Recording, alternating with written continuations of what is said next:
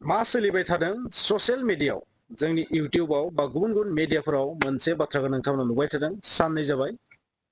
बे जाहैबाय मा नरेन्द्र मदि बिथांखौ deep state that means CIA आमेरिकानि खुफिया एजेन्सि इंटेलिजेंस एजेन्सि CIA आ नरेन्द्र मदिखौ फोजोबस्रांनायनि टारगेट लादों बे बाथ्राया मोगथाङाव फैदों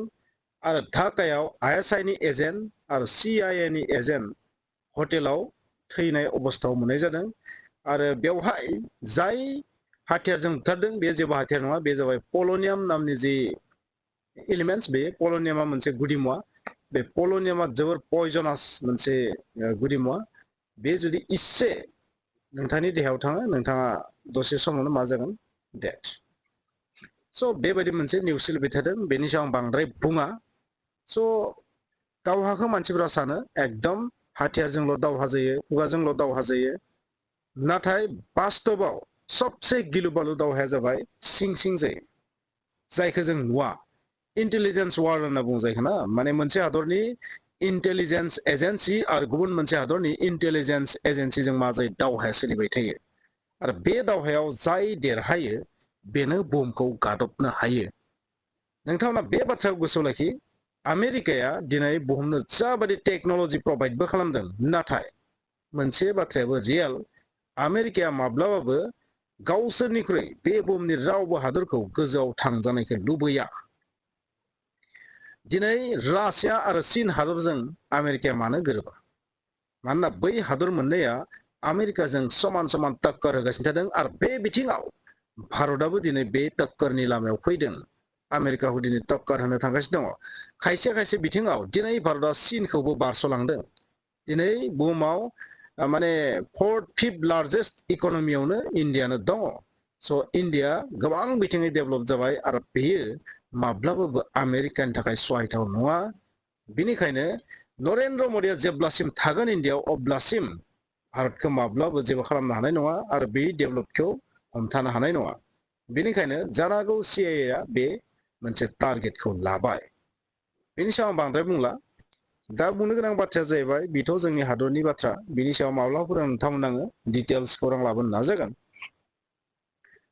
नाथाय नुनो मोनदों साननैसो सिगां नोंथांमोना नुबाय बम ब्लास्ट जोंनि सालाकाथियाव बम ब्लास्ट जानायखौ नोंथांमोना नुबाय आरो दा नोंथांमोना मा नुबाय थादों मा निउस नुदों नोंथांमोना गावलायनायबो नोंथांमोना नुनो मोनदों आरो बे गावलायनायाव आखाइ दं सोर मावबादि डेट मीन्स झारखन्ड बा गुबुन गुबुन बेबायदि जेराव मावबादि दङ बैफोरनिफ्राय फैनानै जोंनि आसामाव थानाय आदिबासिफोरखौ बिसोरनि ST स्टेटास होनायाव माने होआबा जुदि सरकारा बेले बेजे खालामो बा होनो गोसो गैया अब्ला बे आसाम BTC आ मा दुंखांगोन बेबायदि मोनसे थासारि क्रिएट खालामनो थाखाय बिसोरो बेबायदि माने असान्ति मोनसे थासारिखौ खालामनायखौ नुनो मोनदों थांनाय 5 बोसोराव बेबायदि नोंथांमोना बम ब्लास्ट गावलायनाय बेबायदिखौ नोंथांमोना नुवाखै जोबोर माने नुवाखैमोन आरो बुंनो थाङोब्ला नाथाय हरखाब मा जादों दा बे मोनसे थासारिखौ जों नुनो मोनदों माने नो एसटि नो रेस्ट जि मोनसे थासारि बे थासारिया क्रिएट जानाय लोगो लोगो माने गोबां एन्टि ससियेल एलिमेन्ट्स गोबां माने जोंनि जायगायाव सान्तिखौ असान्ति खालामनो नागिरनाय सुबुंफोरा बेवहाय जायगा लाफैबाय बेबायदि जोङो आइडिया खालामनो हायो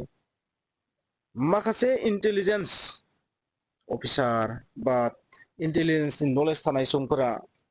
बेखौनो हिनसनो नागिरदों जे असान्तिखौ क्रिएट खालामनो नाजादों जोंनि BTC आव आरो नोंथांमोना बे बाथ्राखौ गोसोआव लाखि नर्थ इस्टआव जि बेबायदि मोनसे आनरेस्ट बा मोनसे गोजोन गैयै मोनसे थासारि बेनि आन्दोआव CIA बा पाकिस्तानी ISI निबो आखाइ थानो हागौ दै सिं सिं मानोना बेखौ जोङो ना खालामनो हाया जोंनि पाब्लिकफोरनि जि लुबैनाय गांनाय उखैनाय बे गांनाय उखैनायखौ हाइजेक खालामनानै जाबादि माने नोंथांमोना बांलादेशआव नुदों नेपालाव नुदों श्रीलंकायाव नुदों पाकिस्तानाव नुदों बेबादि जोंनि आसामावबो नर्थ इस्ट इन्डियायावबो क्रिएट खालामनो नाजादों बेखौ बुङो दै बाथ्राया नङाबो होननो हाया स' आं बहुत माने गोथौ लेभेलाव बुंदों बाथ्राखौ बबेखानि जोंनि आसामाव थानाय मानसिफोरनि जि डिमान्ड जायफोरा ST बिदों बे ST बिनाया दिनैनिबो बाथ्रा नंद्राया एसे गोबावानो जाबाय नाथाय बेबायदि आनरेस्ट बेबायदि गिलु बालु मोनसे अबस्था बेसिम माने सहैफेराखैमोन नाथाय जिबायदि मोनसे थासारि जादों बोरैबा जुदि मोनसे अर जोंब्लाव खाङो अब्ला थासारिया गाज्रि जानो हागौ असान्ति जानो हागौ सम थानायावनो बेखौ जुदि थिक थाक खालामोबा बे मोनसे जोंनि नर्थ इस्टनि थाखाय खैफोद खारन नोंथांमोना नाय नर्थ इस्ट इण्डियायाव मा खालामनो नागिरबाय थादों नर्थ इस्ट इण्डियानि खायसे जायगाखौ लानानै म्यानमारनि खायसे जायगाखौ लानानै बांलादेशनि खायसे जायगाखौ लानानै मोनसे ख्रिस्टियान हादर बानायनो नागिरनाय बाथ्राखौ नोंथांमोना बयबो मिथिदों आरो बे जि प्लेनिं पलिसि बे जाबाय CIA नि बेखौ नोंथांमोना मिथिदों जानांगौ आरो बेबायदि बिथिङाव जुदि नर्थ इस्ट इण्डियायाव जाय इस्युआ सबसे भयंकर इस्यु जाय इस्युनि थाखाय नर्थ इस्ट इण्डियानि मानसिफोरनि थैया गोदौखाङो बे इस्युखौ CIA बा बेबायदि इन्टेलिजेन्स एजेन्सिफोरा हाइजेक खालामनानै जुदि बेवहाय नन स्टप बे थासारिखौ क्रिएट खालामनो हायोबा निश्चय गावसोरनि थांखियाव जाफुंनो हागोन बे मोनसे एंगल जानानै फैदों नर्थ इस्ट इण्डियायाव नोंथांमोना जायफोर थासारिखौ नुदों बे हरखाब माने गिलु बालु महरै चेन्ज जाबाय थानायखौ जों नुदों दा बिदिब्ला जाबायदि जोंनि BTC आव बेबायदि बम ब्लास्ट बा गावलायनाय थासारिखौ नोंथांमोना बहुत दिन नुवाखैमोन नाथाय नोंथांमोना जायखौ नुदों दा बेयो साननो गोनां बाथ्रा बबेखानि बे मोनसे ओरैबो जानो हागौ पलिटिक्सनि इस्युबो जानो हागौ माने आसलते बुंनो थाङोबा जाथायफोरा ओरैबायदि जायो बबेबा मोनसे जाथाया मोनसेल' बिथिंखौ सापर्ट खालामा गुबुन गुबुन बिथिङावबो एडभान्टेज जाहैयो माने सोरबा माने थांदोंमोन सोरबा जेनेबा सानाव थाबायनो थांदोंमोन नाथाय खाथियाव अखाफोर मोनलांबाय आरो अखाफोराव दसे आलासि जालांबाय आरो ससेयाव मंगल ग्रह मोनबाय मंगल ग्रहआवबो आलासि जालांबाय देट मिन्स सानाव थांनायावथ' माने बैफोरखौबो जों लोगो मोनलांगोन आरो लास्टआव बुध ग्रहखौबो जों लोगो मोनहैगोन थिग बाथ्राया बेबायदि आरोना मोनसे हाइपथेटिकेल एग्जाम्पल नोंथांमोन आं होदों स' बेबायदि जानो हागौ आरो बेहाय जि दावराव दावसि जानाय जि असान्ति मोनसे थासारि बेवहाय खिन्थु जोंनि मानसिफोरनि जि मेन्टेलिटि बेबो गोबां सापर्ट खालामनाय बायदि जादों बेखौ आं बुंला दिनै थांनाय 5 बोसोराव बेबायदि जोङो आनरेस्ट बा बेबायदि मोनसे थासारि क्रिएट जानायखौ नुवाखैमोन हरखाब बे थासारिया बोरै फैखो बे थासारिया क्रिएट जानायाव जोंनि सोरनिबा खुगानि रावाबो मदद जादों नामा बे साननो गोनां जानानै फैदों जाय सान्तियाव जों दंमोन जाय सान्तियाव जों खुगा बेखे बेखे बाथ्रा बुंदोंमोन सान्ति फैयोबासो खुगा बेखेवनानै बाथ्रा बुंनो हायो नोंथांमोना बयबो डेम'क्रेसिनि बाथ्रा बुङो ना डेम'क्रेटिक कान्ट्रियाव बयहाबो बुंनो हानायनि मोन्थाय दं नाथाय बयहाबो बुंनो हानायनि मोन्थाया